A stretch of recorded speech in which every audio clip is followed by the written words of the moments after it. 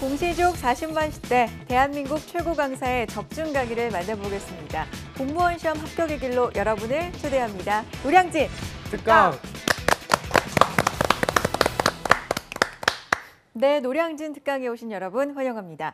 요즘 SNS 정말 많이들 활용하시죠. 정말 편리합니다. 그렇지만 부작용도 심심치 않게 생기고 있는데 그중에 하나가 SNS 감옥이라고 일컬어지는 카톡 감옥에 살고 있지 않나 이런 생각들도 많이들 하신다고 알고 있습니다.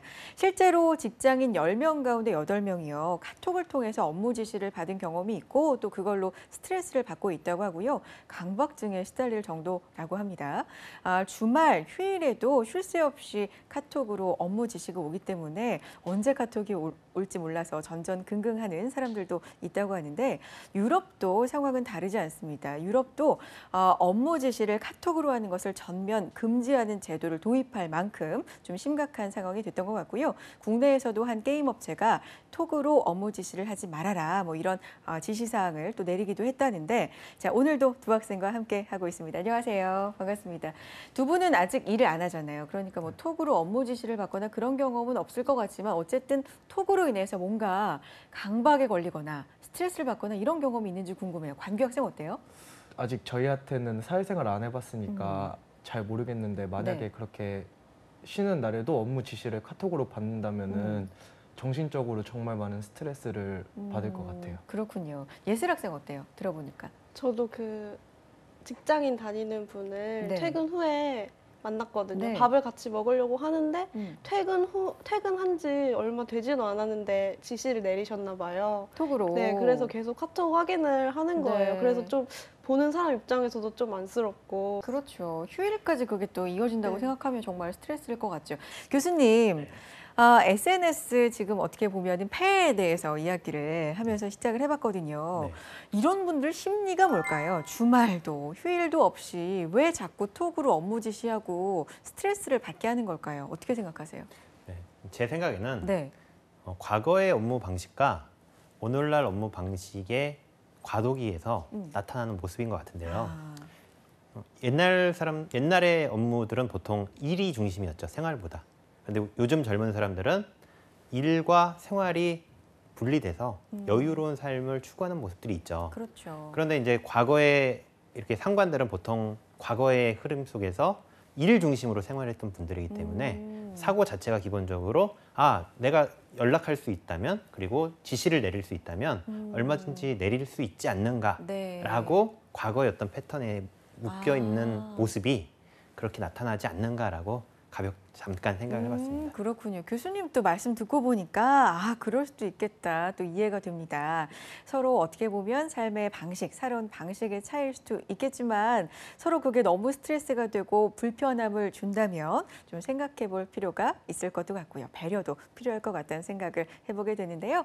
자, 행정학 강의 오늘도 함께 하겠습니다. 감각적인 강의 함께 해주고 계시죠? 행정학 해결사 윤세연 교수님의 강의 지금부터 박수로 정해드릴게요.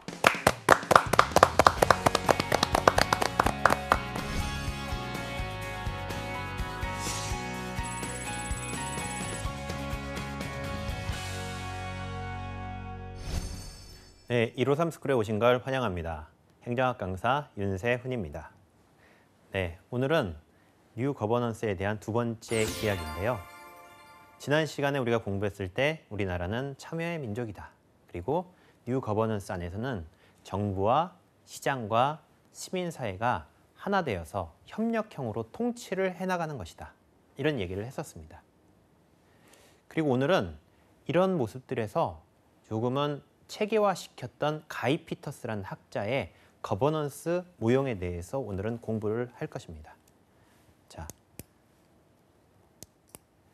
살펴보시면 컨텐츠가요. 가이 피터스의 정부 개혁 모형이에요. 그리고 이 정부 개혁 모형은 암기할 게 굉장히 많죠. 그래서 오늘 이 시간에 전체적으로 같이 암기를 해나가시면서 공부를 해나갈 거고요. 그리고 부제는 태안의 기적입니다. 우리나라에 기름 유출 사건이 있었고요. 사실은 전 세계가 기적적이다라고 평가할 정도로 국민들의 참여에 의해서 놀라운 속도로 회복이 됐죠. 그래서 전 세계의 극찬을 받았고요. 이 모습을 통해서 많은 국가 그 기관들에서 평가를 굉장히 높게 줬던 참여의 모형입니다, 사실은. 그래서 마지막에 결론에 태안의 기적에 대해서 살펴볼 것이고요. 가이 피터스의 정부 모형이에요. 거버넌스. 마찬가지입니다. 그러나 가이 피터스는 뉴 거버넌스만을 얘기한 게 아니라요. 전통적 관료제의 부작용을 극복하기 위한 다양한 모형을 얘기했고요. 이 안에는 신공공 관리론에 대한 모습도 있고요. 뉴 거버넌스에 대한 모습들도 있습니다. 그래서 이 모든 것들을 종합한 거예요, 사실은. 가이 피터스는 고민을 했습니다. 전통적인 정부는 왜 실패하였는가? 그러니까 관료제, 우리가 1강부터 5강까지 관료제에 대해서 공부를 했죠. 이 어려움, 이 관료제가 사실 많은 문제를 만들고 있다는 것을 공부를 했습니다. 그리고 가이 피터스는 그런 모습들이 정부 실패를 야기한다라고 생각을 한 거예요. 이제 정부의 직접적인 서비스는 왜 사람들의 만족과 행복을 높여주지 못할까? 더 이상 정부는 직접 한다 안 한다? 직접 하지 않는 방향으로 흘러가는 겁니다. 왜? 정부의 직접적인 서비스가 사람들의 만족과 행복을 높여주는데 이제 한계가 있기 때문입니다. 정부는 독점적인 체제죠. 그래서 서비스가 굉장히 불친절할 수가 있고요. 수요에 맞게 적극적으로 대응하지 않을 가능성이 큽니다. 자, 그래서 정부만이 행정 서비스 전달의 독점적 행위자일까 고민을 한 거예요. 이제는 더 이상 정부만이 아니라 시장과 시민사회가 다양한 공공 서비스 공급 주체가 될 것이다라고 얘기를 하고 있는 겁니다. 자, 가이 피터스의 모형인데요. 이걸 외워야 돼. 이걸 외워야 됩니다. 안타깝게. 이 모형을 다 외워야 돼. 어떡하죠? 자, 그래서 일단은 좀 이해를 하면 좀 근데 외우기가 쉬워요. 자, 첫 번째, 전통적 정부 모형. 그러니까 과거 관료제 얘기하는 겁니다. 관료제. 관료제에서 바라본 이 사회의 문제가 뭐였냐면 전근대적 기준이라는 거예요. 관료제는 과거에는 굉장히 혁신적인 제도였어요. 그전에는 왕과 귀족이 자기 마음대로 지배하던 시대였습니다. 그런데 관료제가 들어서면서 법치주의가 발전하기 시작했고요. 이 법에 의한 기준이 생겨서 맘대로 왕이 맘대로 하는 체제가 아니게 된 거죠. 영화들 보면 어때요? 왕이 끌어내라 하고 하옥시켜라. 뭐 여러 가지 자기 기준 없이 자기 마음에 의해서 통치를 하던 시대가 있었죠. 그러나 전통적 정부 모형이 들어서면서부터, 즉 관료제가 들어서면서부터는 이제 계층제와 절차적 통제를 통해서 그리고 법을 통해서 이 사회를 통치하는 시대로 넘어간 겁니다. 그래서 그 당시에는 굉장히 혁신적인 제도였어요. 게다가 직업공무원제, 과거에는 왜 누가 공무원이 되어야 할 기준이 없었죠. 귀족이면 공무원이 될 수 있었어요. 통치자가 될 수 있었습니다. 이제는 직업공무원제라는 틀 안에서 시험을 통해서 사람들을 들여오던 시대로 변화되는 겁니다. 그렇다면 정책 결정이 어떻게 이루어지냐면 정치와 행정이 이제 분리되기 시작합니다. 과거에는 정치, 결국 왕, 귀족들이 정치를 담당하면서 행정까지 담당을 했죠. 그런데 시대가 흘러가고 관료제가 들어서면서부터는 정치와 분리된 행정만의 고유한 영역이 생기고요. 이 영역에서 법치를 통한 안정적이고 평등한 어떤 관리 체제로 넘어가는 겁니다. 그런데 우리가 이전까지 살펴봤던 것처럼 관료제는 다양한 문제를 양산하기 시작합니다. 그리고 가이 피터스는 우리가 이 강의를 시작하기 바로 전에 지금 고민들이 있었습니다. 과연 정부가 왜 실패하는가? 그리고 이 네 가지의 모형을 제시합니다. 앞으로는 관료제가 이와 같은 특징들을 가져야 한다, 이런 얘기를 해요. 그런데 시장 모형이 있어요. 첫 번째 시장 모형. 시장 모형은 과연 관료제의 문제가 무엇이었을까를 평가했을 때 독점이라고 얘기를 했습니다. 독점. 이해되시죠? 시장이니까 시장을 강조하기 때문에 독점적인 구조가 시장 관료제의 문제구나라고 인식을 할 수 있는 거죠. 그래서 그럼 독점 체제를 구조를 분권시키고 나누는 게 중요하겠죠. 그래서 분권화를 강조합니다. 게다가 관리는 이제 단순하게 명령 통제하는 게 아니라 시장 원리에 의해서 일을 잘하면 성과급을 지급하거나 민간 부분의 다양한 기법들, 시장에서 기업에서 이루어지는 기법들을 도입을 해서 관료제를 변화시키려는 노력이 진행됩니다. 그리고 당연히 정책 결정 개혁 방향 중에서 보면 시장적 유인을 제공하고요. 그 안에서 내부 시장적인 요인들, 그러니까 시장화, 민영화 시킬 수 없는 부분들은 공공기관 영역에서도 시장 기법들을 많이 적용을 하는 거예요, 실제로. 이와 관련해서 저희가 살펴봤던 내용 중에 하나가 책임, 운영, 기관이란 것들을 공부했었습니다. 그리고 공익의 기준이 당연히 시장을 강조하기 때문에 비용이 적어야겠죠. 자, 이런 부분들을 어느 정도 이해를 하시면 이런 내용이 될 수 있겠구나 이해할 수 있는데 다만 두 문자. 그래서 시장은 강조하면 분권화와 민간 부분을 강조한다 해서 시민 할 때 시, 분, 민 이렇게 외워놓으면 그냥 암기하실 때 조금 도움이 되지 않을까 싶어요. 그래서 시, 분, 민. 그래서 시장은 분권화와 민간 부분의 기법을 강조한다. 이렇게 생각하시면 될 것 같습니다. 자, 참여정부 모형인데요. 시장 모형을 강조한 거는 신, 공공, 관리론과 관련이 있겠죠. 참여정부를 강조하는 것들은 뉴 거버넌스와 관련이 있겠죠. 그래서 이제까지 나왔던 내용들을 종합하는 노력이 가이피터스예요. 참여정부 모형은 문제의 진단을 관료제의 문제는 뭐였을까를 계층제라고 했습니다. 왜? 계층제 안에서는 참여가 있는 게 아니라 명령하고 통제하며 수직적으로 지시를 하죠. 이게 문제였다는 겁니다. 그래서 참여 모형에서는 계층제의 문제를 통해서 과연 이 조직은 수직적인 체제가 아니라 평면, 수평적인 체제로 가야 한다라고 얘기를 하고 있고요. 그리고 팀제가 형성이 되면 명령하는 체제가 아니라 이제 회의를 하게 돼요. 팀으로. 그래서 팀제로 변화가 됩니다. 그리고 협의와 협상이 강조가 될 거고요. 당연히 참여와 협의가 강조될 겁니다. 그래서 내용적으로 암기하실 부분 없는 부분들은 이해를 하시면 되고요. 이와 같이 평면 조직과 팀제 이런 부분도 사실은 참여를 강조하다 보면 당연히 필요한 부분이에요. 근데 두 문자를 하시면 참, 평, 팀. 그래서 참 평안한 팀이네. 이렇게 외워놓읍시다. 그러면 암기하실 때 좀 도움이 될 것 같아요. 그래서 시, 분, 민. 분권화와 민간기법.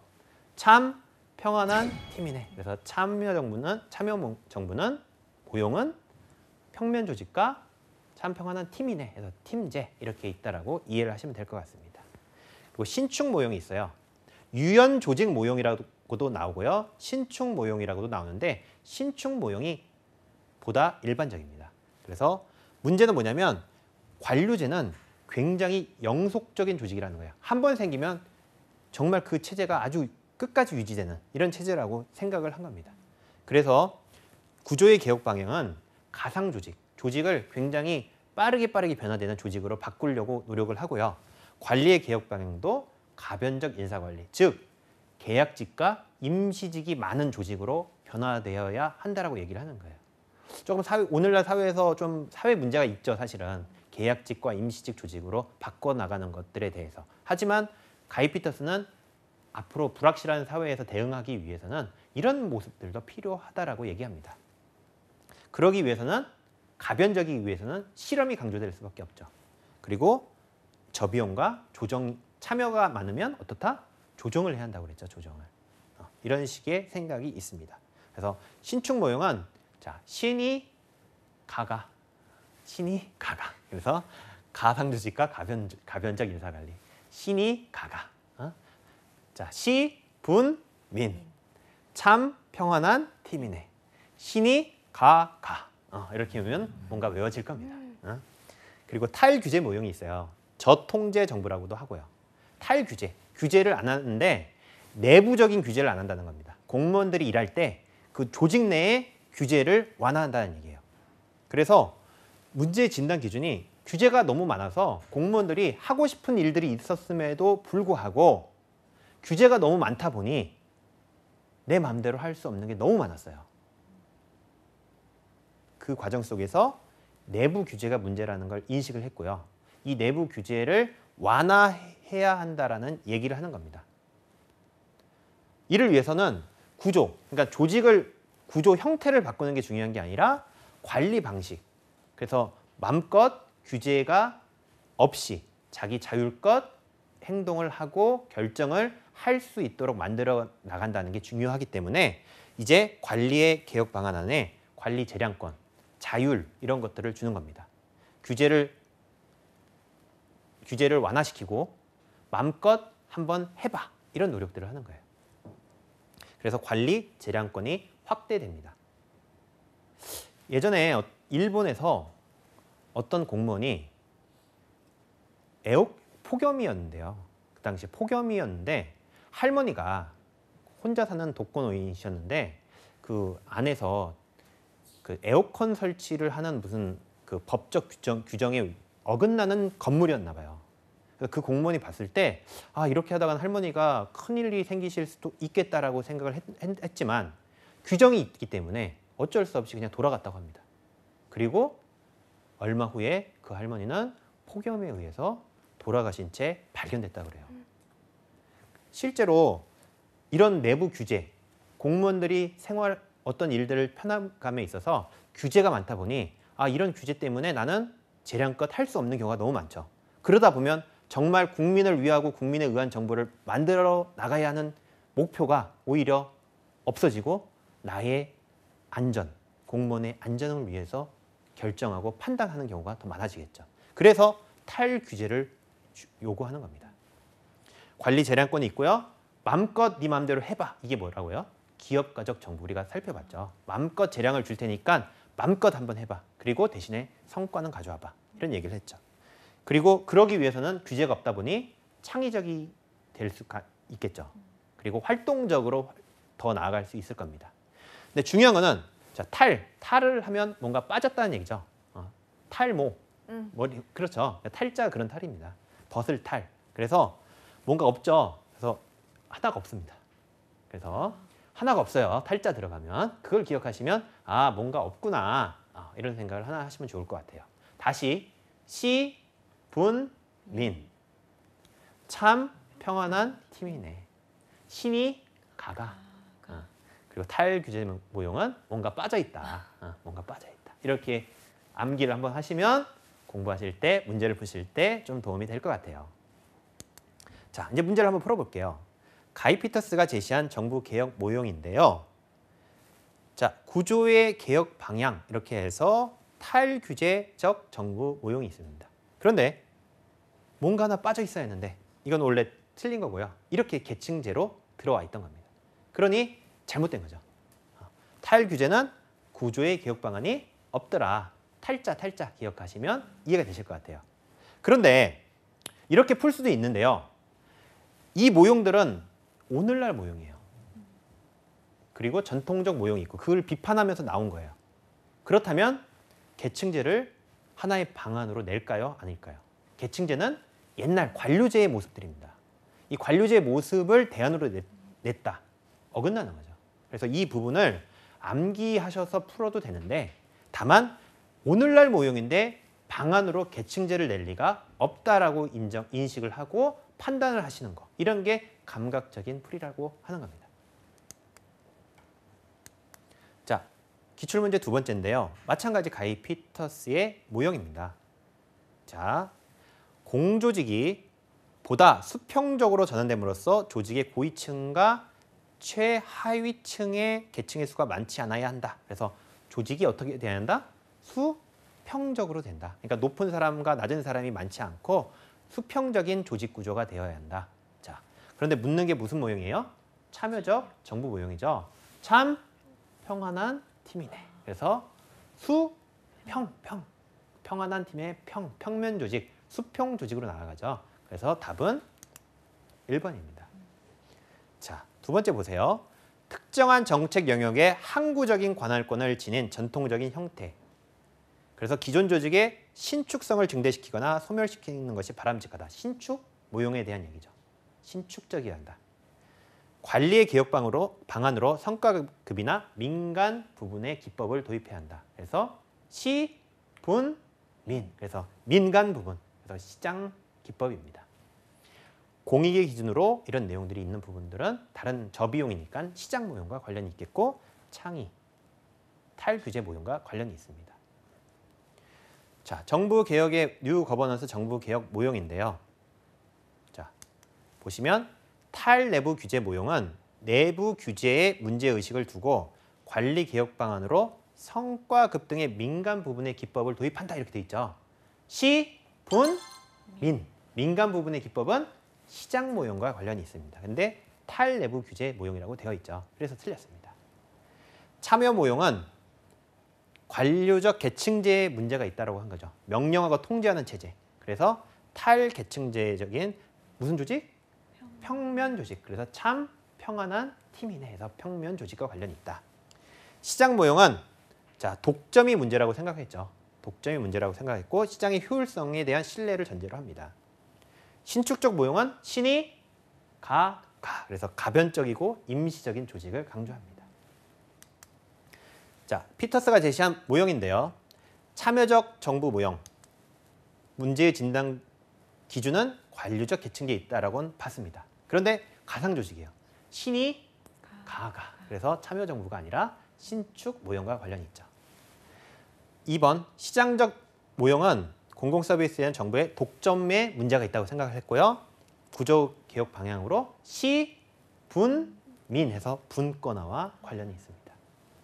신축적 정부 모형의 문제 진단 기준은 영속성에 있고요. 그래서 신이 가가. 탈내부 규제 모형의 문제 진단 기준은 내부 규제에 있고요. 그러기 위해서 재량권을 마음껏 주되 탈규제 모형은 뭐가 하나 빠져 있다. 빠져 있다. 그것까지 기억하시면 될 것 같아요. 그래서 이렇게 암기하면서 공부를 하시다 보면 어느 정도 이해가 되고 문제가 풀릴 수 있겠죠. 피터스의 거버넌스 정부 개혁 모형인데요. 시장 모형은 구조 개혁 방향으로 평면 조직을 상정한다 되어 있는데요. 평면 조직이 아니라 참여 모형입니다. 참 평안한 팀이네. 그래서 시장 모형이 아니다. 이렇게 생각하시면 될 것 같습니다. 자, 결론인데요. 시작할 때 태안의 기적이란 얘기를 했었습니다. 그리고 2007년 서해 바다에서 허베이 스프리트호가 원유를 싣고 가다가 대형 사고가 벌어졌고요. 서해 바다가 기름에 덮였습니다. 그리고 그 안에서 사진들을 보면 많은 새들, 물고기들이 죽어가고 있고요. 어떤 하얀 새는 백조는 아닌 것 같은데 검은 채로 기름에 묻어서 그 바다 위에서 떠다니는 모습이 보였습니다. 그리고 이런 것들은 자연에만 문제가 생긴 게 아니고 그 지역의 상권과 어민들의 엄청난 피해를 안기게 됐죠. 생활터전을 잃어가고 있고요. 태안 지역의 모든 상권이 무너지기 시작했습니다. 그리고 이 어려움은 단순하게 태안의 문제만이 아니었고 그 지역에서 연관된 많은 산업들이 피해를 같이 보게 되었고 많은 언론에서 집중적인 보도가 시작됐습니다. 외부 방재 전문가 그리고 외부 국제기구들이 이 사고로 인해서 회복되기 위해서는 반세기가 걸릴 것이라고 예측을 했습니다. 결국은 50년이 걸릴 거라고 예측을 한 거죠. 그런데 우리나라에 기적이 벌어지기 시작했습니다. 하루 평균 1만 명의 사람들이 자원봉사자로 찾아갔고요. 그리고 총 120만의 사람들이 자원봉사의 활동에 적극적으로 뛰어들었습니다. 그리고 해외 국제기구에서 평가한 거와는 달리 이 모든 기름들이 제거가 되기 시작했고요. 그리고 지금 보시면 잘은 보이지 않겠지만 자원봉사자들이 그 지역에 있는 돌들과 여러 가지 자연들에 묻은 기름들을 다 닦아내기 시작했습니다. 그리고 나서 지금은 연간 70만의 사람들이 찾아가는 깨끗한 지역으로 다시 탈바꿈되었습니다. 이런 모습을 보고 해외의 수많은 기구들이 평가를 하기 시작했습니다. 대한민국은 2025년 이후 아시아 최대 강국으로 떠오를 것이다. 이런 평가를 했고요. 대한민국은 오는 2050년에는 1인당 GDP가 8만 달러가 될 것이며 세계 2위의 경제 대국이 될 것이라고 월스트리트 저널과 골드만삭스가 평가를 했습니다. 이게 실제 그렇다는 얘기가 아니라요. 이런 모습, 국가의 어떤 모습과 민족의 어떤 단결된 모습을 유지해서 2050년까지 간다면 그 무서움은 어느 나라도 따라올 수 없다라고 평가합니다. 그래서 결코 이제는 정부와 시장만에 의한 공공 서비스가 아니라 시민사회와 함께하는 서비스, 그리고 더 이상 이런 문제들을 정부만 해결할 수는 없죠. 더 이상 이제 시민이 함께하여서 이런 문제를 해결해 나간다면 정말 새로운 기적을 우리나라에서 만들어 나갈 것을 확신합니다. 오늘 강의는 여기서 마치도록 하겠습니다. 감사합니다.